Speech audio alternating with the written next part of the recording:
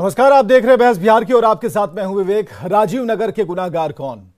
लगातार 2 दिनों से ऐसी गहमा गहमी राजधानी पटना के राजीव नगर में हो चली है, जिसके गुनाहगार कौन है ये सब एक दूसरे से पूछ रहे हैं। वहां जिन लोगों ने अपने मकान बनाए, आशियाने बनाए, जिन लोगों ने ईंट जोड़ जोड़ कर वहां इमारतें खड़ी कर दी, वो लोग प्रशासन से पूछ रहे हैं, पुराने अधिकारियों से पूछ रहे हैं, किसी आईएएस अधिकारी से पूछ रहे हैं, और ठीक प्रशासन उनसे पूछ रहा है कि भाई हम कहां से गुनाहगार हैं? जब आप भूमि पूजन कर रहे थे, मकान जोड़ने के लिए आपने ईंटें मंगवाई थी, तो आपको सोचना चाहिए था कि एक दिन ऐसा होगा। और जब अब कार्रवाई हो रही है तो आप कह रहे हैं कि भाई क्यों कर रहे हैं ऐसा। सवाल यह है कि राजीव नगर में जिस इलाके में जितनी जमीन पर यह सब कुछ हुआ, यह जानबूझकर हुआ। जिन लोगों ने मकान बनाया उनके साथ हमारी संवेदना है, उनका आशियाना उजड़ गया, लेकिन सवाल इस बात को लेकर है कि गुनहगार कौन है। क्या वे लोग हैं जिन्होंने आशियाना बनाया था, उन्हें पता था कि यहां पर एक दिन बुलडोजर चलेगा, यह अवैध है, गैर कानूनी है। तस्वीरें हम आपको दिखा रहे हैं, एक साथ 1 2 नहीं, गिनते जाइए आगे से, 1 2 3 4 5 6, यह बुलडोजरों की पूरी फौज है जो राजीव नगर इलाके में नजर आई। और सबसे बड़ी बात कि यहां पर किसी की हिम्मत नहीं हुई प्रशासन के सामने जो खड़े होकर कह पाए कि इसे रोक दीजिए। पुलिस पर तैयारी तो थी हमले की कि पुलिस को रोकेंगे, बुलडोजर को भी तोड़ डालेंगे, लेकिन किसी की नहीं चली। यहां आप देख पा रहे हैं तस्वीरों में डीएम और एसपी दोनों ही मौजूद हैं और यहां पर तमाम बड़े अधिकारी मौजूद थे। किसी भी स्थिति से निपटने के लिए पूरी तैयारी थी। सवाल वहीं पर मौजूद है जहां पर ये सारी बिल्डिंग धराशायी हो गई। एक एक ईंट जो है वो पत्तों की तरह बिखर गया।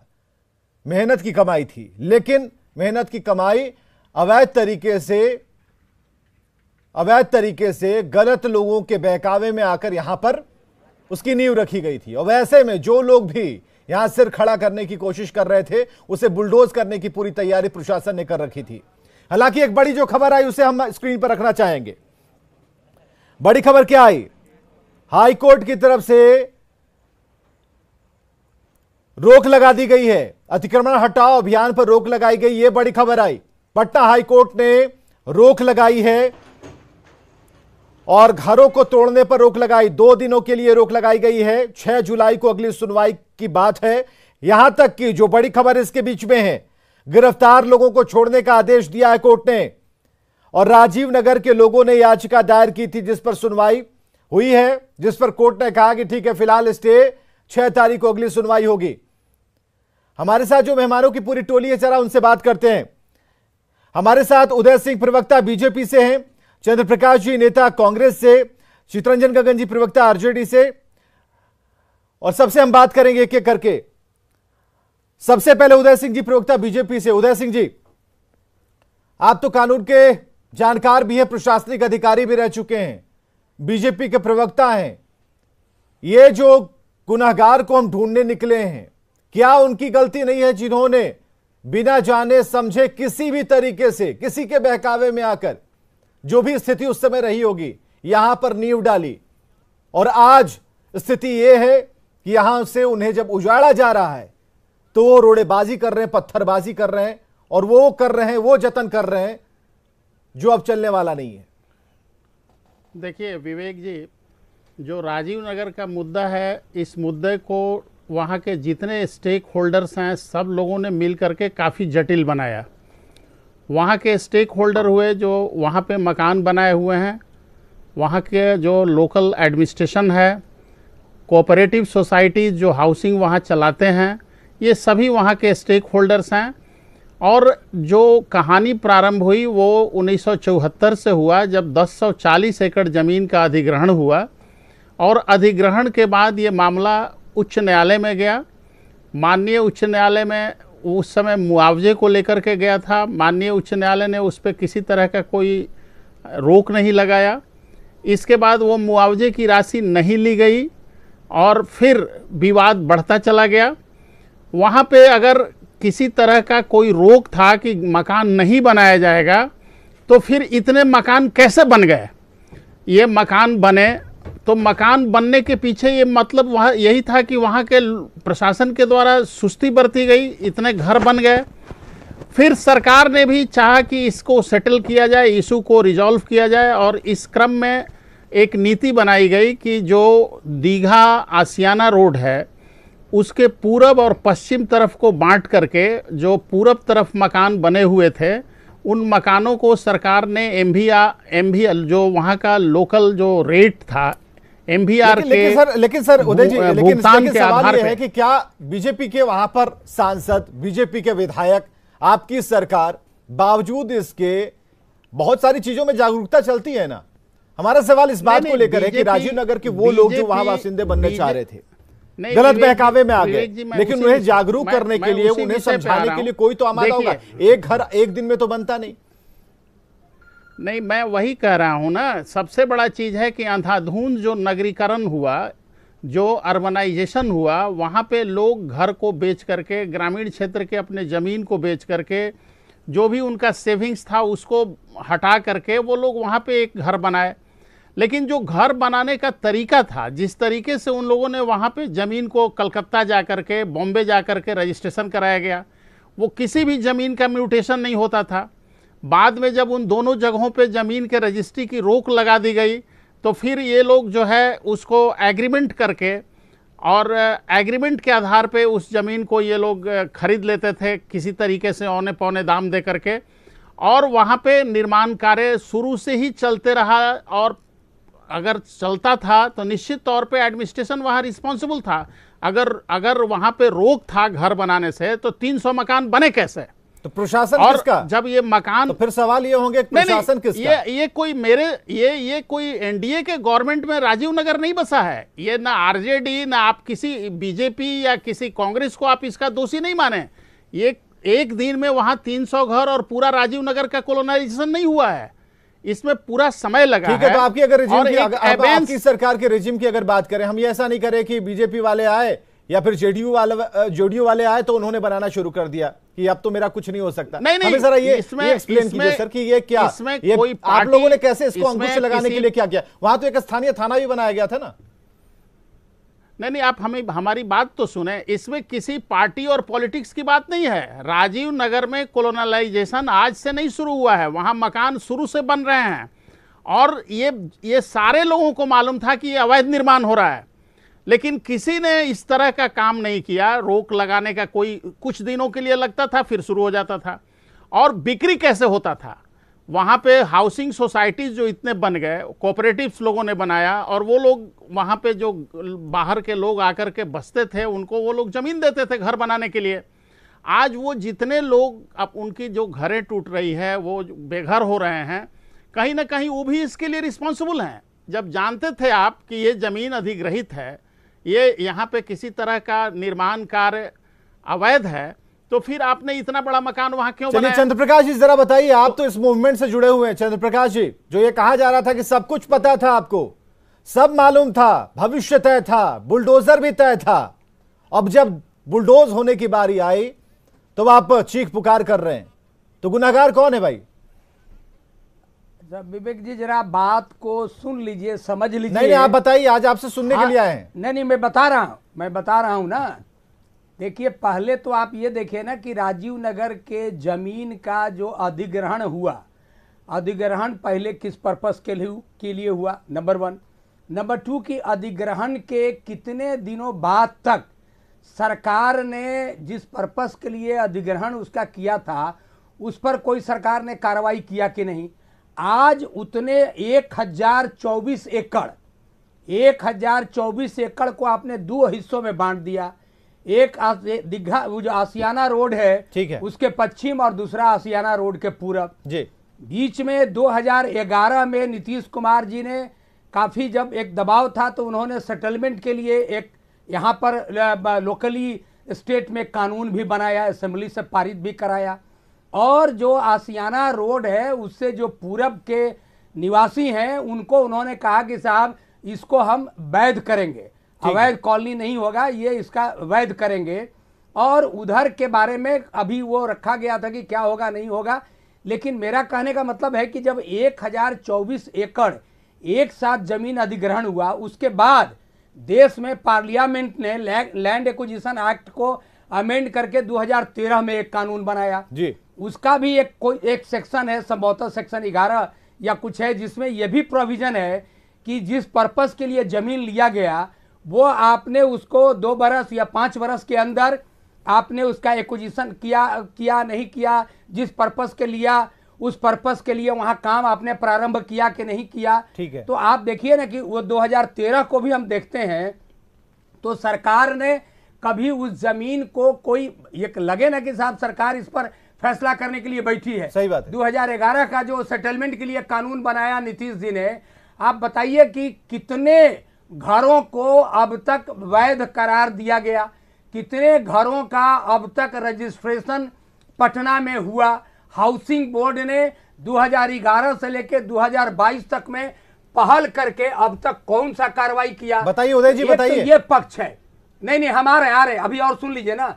दूसरा पक्ष है कि देखिए सर, अगर हाई कोर्ट ने स्टे किया, सरकार के लोगों का बराबर स्टेटमेंट ये रहा है कि नहीं साहब इस पर हम विचार कर रहे हैं। इसके 3 दिन पहले नगर विकास के मंत्री और बिहार के उप मुख्यमंत्री ने क्या कहा है, आप उसको देख लीजिए, अखबार में भी पढ़ लीजिए और उनका बयान आपके पास भी होगा। हाँ। कि देखिए लगातार यहाँ के जो सांसद रहे हैं, लगातार उस एरिया के जो एमएलए रहे हैं, उनका बयान देखिए और उनका आंदोलन में जितना राजीव नगर में आंदोलन हुआ है, सरकार से तो हर उत्तर एक चाहिए आंदोलन में नहीं, सरकार से उत्तर चाहिए ना, सुनिए ना, तो एक छोटा सा उत्तर ले लीजिए ना। नहीं तो वही तो कह रहे हैं। हाँ ठीक है, हर उदय सिंह एक जी, आंदोलन में हाँ उदय सिंह जी, जो बात समझ से परे है, जरा बताइए। करते रहे हैं। ठीक है कैसे कहेंगे भाई? ठीक है चंद्रप्रकाश जी, आप एक नागरिक, लोगों की हत्या कर रहे हैं, जी, लोगों का मकान उदय जी, छीन रहे हैं, अच्छा लोगों ठीक का है, सुनिए। आवाज छीन रहे हैं, आप आवाज रोजी रोटी कपड़ा का बात, मकान चलिए का ठीक है बात उदय जी, करते हैं, राजीव बना नगर पे बनाया रहते हुआ हैं आशियाना अभी। उजाड़ ठीक रहे है, हैं।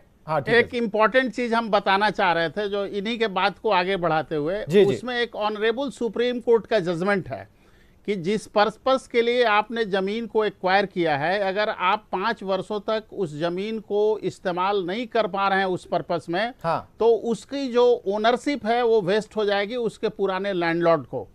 यानी जमीन एक्वायर आप किए हैं, अगर उस पर्पस के लिए जिसके लिए आपने एक्वायर किया है उसमें नहीं आप काम कर रहे हैं, उस तरह का कोई उसका यूज नहीं हो रहा है, तो वो चला जाएगा लैंड ओनर को। नंबर 1। नंबर 2, सर जैसा एक कि मिनट, इन्होंने बताया, हम अब ये समझना चाहेंगे आपसे। सेकंड, हम उदय जी, हम एक फिनिश मिनट, एक करते बड़ी हैं। खबर आ रही है, important चीज अतिक्रमण हटाओ अभियान पर रोक से जुड़ी हुई पटना से एक बड़ी खबर आ रही है, जिसमें पटना हाई कोर्ट ने रोक लगाई है और इस अभियान पर रोक लगा दी गई है, घरों को तोड़ने पर रोक लगाई गई है और 2 दिन के लिए, जिसकी चर्चा हम कुछ देर पहले कर रहे थे, 2 दिन के लिए, यानी कि इस मामले पर 6 जुलाई को सुनवाई होगी। और फोन लाइन पर हमारे साथ डॉक्टर चंद्रशेखर सिंह पटना डीएम मौजूद है।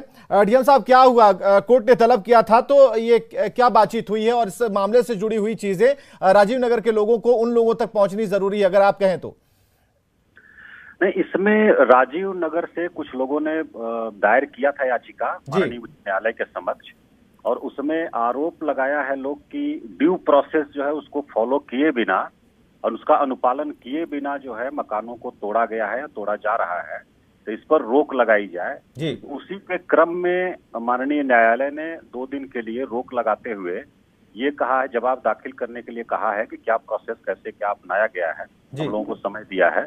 और स्पष्ट करना चाहेंगे कि इसमें किसी को छोड़ने का या एफआईआर को रद्द करने का आदेश नहीं है। जी जी। सिर्फ 2 बिंदु हैं कि आज शाम को 4:30 बजे के बाद कोई तोड़ने की कार्रवाई नहीं किया जाए। 4:30 बजे सुनवाई हुई थी। हाँ। और दूसरा ये कहा है कि कोई दंडात्मक कार्रवाई नहीं किया जाए, कोई अरेस्टिंग या अब से कोई एफआईआर जो पहले हुआ है उस पर कोई टिप्पणी कोर्ट ने नहीं किया है जी। तो ये पहले हम स्पष्ट करना चाह रहे हैं। ठीक है। और जो और 2-3 बिंदु इस संबंध में हम कहना चाहेंगे जी। इसमें नंबर 1 की जो लैंड एक्विजिशन का प्रोसेस है, इसको लेकर के लोगों ने इसको चैलेंज किया था और ये मामला माननीय उच्चतम न्यायालय तक गया था, सुप्रीम कोर्ट तक गया था। हाँ। और ऑनरेबल सुप्रीम कोर्ट ने इसको जो है अपहेल्ड किया है और कहा है कि जो ड्यू प्रोसेस है एक्विजिशन का वो ठीक है, कहीं भी इसमें कोई त्रुटि नहीं है, ठीक है। और उसको इस्टेब्लिश किया है जी। और एक बिंदु है कि पैसा लोगों ने नहीं लिया, कारण जो भी हो तो पैसा जमा कर दिया जाता है नियमानुसार, जो लैंड एक्विजिशन एक्ट में प्रावधान है। वो कोर्ट में पैसा जमा कर दिया जाता है, वो जब चाहे आवेदन दे करके ले सकते हैं। हाँ। और पैसा नहीं लेने पर कोई लैंड एक्विजिशन की कार्रवाई अवैध हो जाएगी, ऐसा नहीं है, कहीं प्रोविजन नहीं है, और ऑनरेबल सुप्रीम कोर्ट ने भी इसको क्लैरिफाई कर दिया है। हाँ। तो एक बिंदु ये हो गया है। दूसरा, आज का जो आरोप है कि इंडिविजुअल नोटिस नहीं किया गया, सार्वजनिक सूचना करके इसको जो है तोड़ा गया है, इसमें हम स्पष्ट करना चाहेंगे कि जो चिन्हित हमारी भूमि थी और उसमें जो चिन्हित मकान थे और संरचनाएं थी जी, तो उसमें लोग, एक तो वहां के लोग जो हैं वो उनके पास कोई वैध कागज नहीं है, इसके कारण वो क्या करते हैं कि इंडिविजुअल नोटिस लेने से इनकार करते हैं, पहचान बताने से इनकार करते हैं। इसलिए हम लोगों ने घरों पर नोटिस चिपका करके उसका वीडियोग्राफी, फोटोग्राफी कराया, वहां माइकिंग कराया, और उसके आधार पर 3 बार सुनवाई का मौका दिया गया। लगभग 150 लोग सुनवाई में उपस्थित हुए और उनसे अंचलाधिकारी ने अनुरोध किया कि अब इंडिविजुअल आपका कहाँ क्या प्लाट है और कैसे आपको हासिल हुआ है, उसका कागज हमको दिखा दीजिए। उन्होंने मना कर दिया, नहीं दिखाया, कहा कि हम लोग सामूहिक रूप से जवाब देंगे और एक संघर्ष समिति है उसके माध्यम से जवाब देंगे। 3 बार मौका देने के बाद भी इंडिविजुअल कोई जवाब नहीं दिया गया। उसके बाद फिर अंचलाधिकारी ने आदेश पारित किया, तो सारा ड्यू प्रोसेस अपनाते हुए अतिक्रमण हटाने की कार्रवाई की गई है। बहुत बहुत शुक्रिया डीएम साहब हमसे बातचीत करने के लिए, सारी बातों को समझाने के लिए। चित्तरंजन गगन प्रवक्ता आरजेडी से हमारे साथ हैं, जरा उनके पास चलते हैं क्योंकि समय की काफी कमी है। इस बीच में पटना डीएम का फोनो भी लेना था। तो चित्तरंजन गगन, किस तौर पे इसे आप देख पा रहे हैं, और जो ये सवाल इस बात को लेकर है कि गुनाहगार कौन है, क्या वो लोग हैं या फिर जिन लोगों ने ध्यान नहीं दिया, बनने दिया, या फिर जिन लोगों ने झांसा दिया वो लोग गुनाहगार हैं? कौन है गुनाहगार? चित्तरंजन गगन जी, आप ही को पूछ रहे हैं। आवाज नहीं आ रही है, कौन है गुनाहगार? आवाज नहीं आ रही है गगन जी, सवाल इस बात को लेकर है कि गुनाहगार कौन है, यही सवाल है। गुनाहगार कौन है इसको लेकर बोलिए। आवाज नहीं आ रही है, आप बोलिए ना भाई, आप बोलिए ना, आपकी आवाज जा रही है। गुनाहगार कौन है? ठीक है, देखिए सीधे तौर पर जी, इतने बड़े बड़े मकान बन गए और इतने दिनों से लोग रह रहे हैं, और आज जो है वह बुलडोजर जो यूपी में जो चलना शुरू हुआ, वह बुलडोजर यहाँ पटना पहुँच गया है। अब बताइए, इतनी संवेदनहीन सरकार हो गई है। अभी उदय जी जो बातें कर रहे थे उसी से स्पष्ट होता है कि सरकार के नज़र के सामने, प्रशासन के नज़र के सामने इतने निर्माण हुए, और उसके बाद आज जो है, जो लोग, उदय जी खुद इस बात को स्वीकारे हैं कि लोगों ने अपने गांव का ज़मीन बेचकर, अपना घर गृहस्थी बेचकर पटना में एक आशियाना बनाने का काम किया।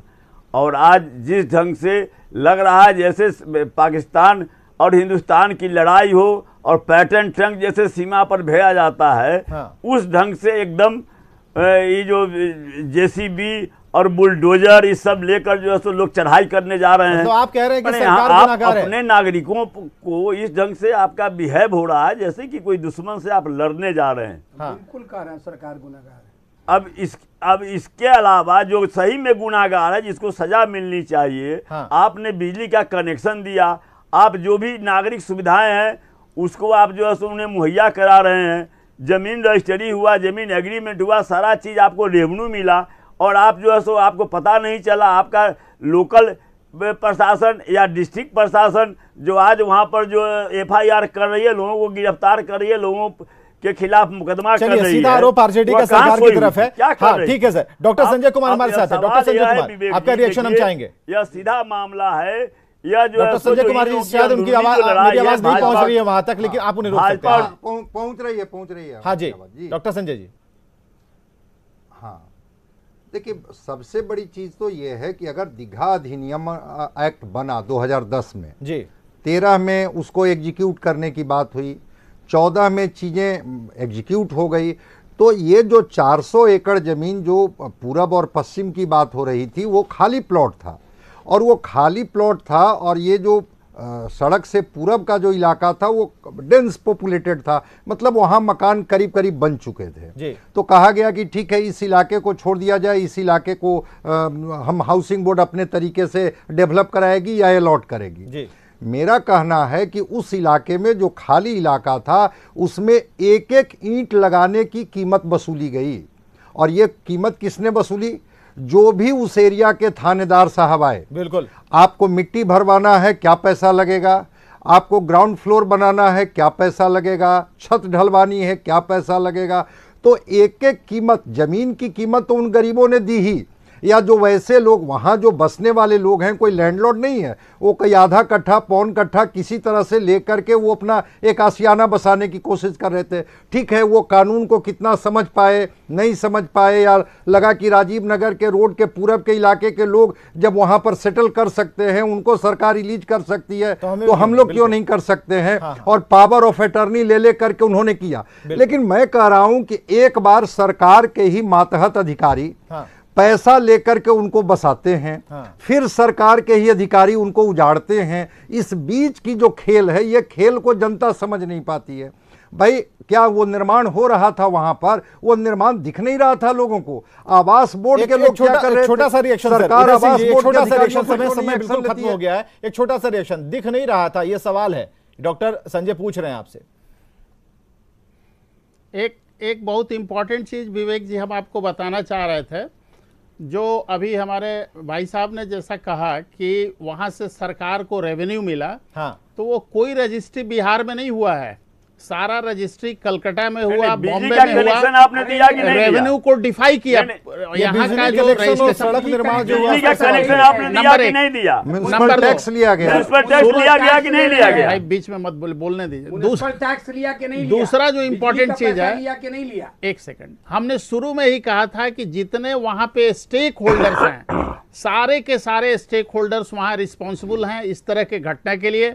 ये तो कार्रवाई उनके खिलाफ न कार्रवाई होनी चाहिए कि आप जो है उन लोगों के खिलाफ कार्रवाई कर रहे हैं जो अपना जमीन जायदाद बेच के यहाँ पर अपना सियाना बना रहे हैं। वो भी एक स्टेक होल्डर हैं, क्योंकि वो जान रहे हैं कि हम गलत तरीके से जमीन खरीद रहे हैं। जानने के बाद कभी ऐसा नहीं करते। अगर वे जानते, रजिस्ट्री नहीं कराया, अगर वे जानते, होना चाहिए सरकार को मकान बनाने में सहयोग पे जमीन ले लिया, आशियाना उजाड़ना नहीं चाहिए। नहीं, सरकार आप जाइए ना, बॉम्बे में, चेन्नई में, सब जगह कॉलोनियों को आप लोग बोलने ही नहीं दे रहे हैं, बीच में बोलने लग रहे हैं। किया गया है कानूनी। चलिए, राजीव नगर के गुनाहगार कौन है ये अलग अलग एंगल से पता चल रहा है, लेकिन सवाल ये है कि जिनके ऊपर जिम्मेदारियां थी उन्होंने क्यों कुछ नहीं कहा। लेकिन सबसे बड़े गुनाहगार तो वो हैं जिन्होंने किसी के बहकावे में आकर वहां पर अपनी जमीन को एक भवन का आकार दिया। सवाल उनके ऊपर भी उतने ही खड़े हो रहे हैं। बहुत बहुत शुक्रिया आप सभी का आने के लिए, इस डिबेट में शामिल होने के लिए, चर्चा करने के लिए, अपनी बात रखने के लिए, नियम कानून और कायदों को समझाने के लिए, और खासकर उन लोगों को बताने के लिए कि आपने जो किया